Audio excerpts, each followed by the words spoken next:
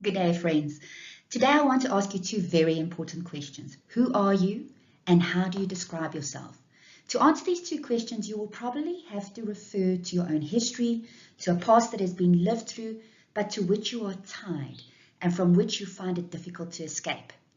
Now, as a parent myself, I really don't like ascribing the blame to our parents for most of our hang-ups, but I can recall being called stubborn and argumentative when I was a child.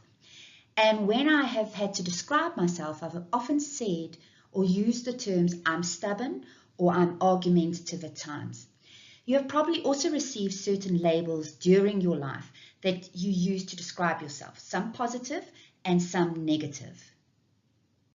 The problem is I generally accepted these two labels and obviously lived the behaviors that were attached to the labels. Today, I've realized that both of these labels often stunted my growth and had a negative effect on some of my relationships. For instance, when someone tried to correct me or give me feedback that I wasn't comfortable with, I would simply not take their views into account. After all, it was in my nature to be stubborn. I know now that to live a fully productive and purposeful life, I need to stop using the excuses that will stop me from taking risks and making changes. This means that I have to stop using these four sentences. That's me. I've always been that way. I can't help it. That's my nature. I know that most of us have used the excuses I mentioned, and there is one great reason for this. It's pretty simple. Change involves taking risks, and it is not comfortable. So we use avoidance.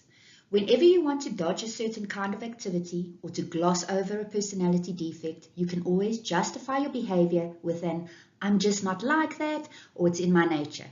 After you use the labels enough, you begin to believe them yourself and you can just remain exactly the way you are. Labels enable you to avoid the hard work and the risk of trying to change. They also continue the behavior that gave rise to your labels in the first place. A great way to describe why we don't change is the I'm circle used by Dr. Wayne Dyer. If you decide to go to a work function with a belief that you are shy, you will behave as if you are shy and your behavior will further support your self-image. It's a vicious circle. There you have it. Rather than intervening between point 3 and 4 on the circle, we simply avoid any risk-taking that is necessary to get us out of this trap. Rather than stop between 3 and 4 and put in extra time, go on a course or read a book to help ourselves with our shyness, we simply stop. To get out of this trap and grow, we need to start challenging any aspect of our lives where we have chosen those negative I ams. Your growth process is going to start by eliminating your negative I'm statements wherever you can.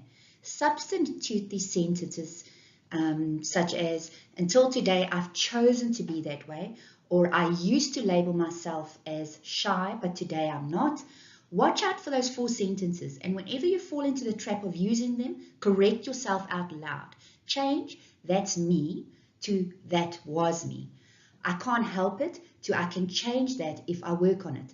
I've always been that way, to I'm going to be different. And that's my nature, to that was what I used to believe about my nature. You can interrupt your own I'm circle between points 3 and 4 and commit to throw out those ancient excuses for avoidance. I want to say thank you for joining me.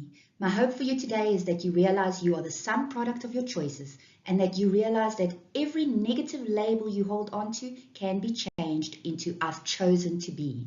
Spend some time thinking about some positive new labels that are in no way connected to the choices that others have made for you or those you've made until now.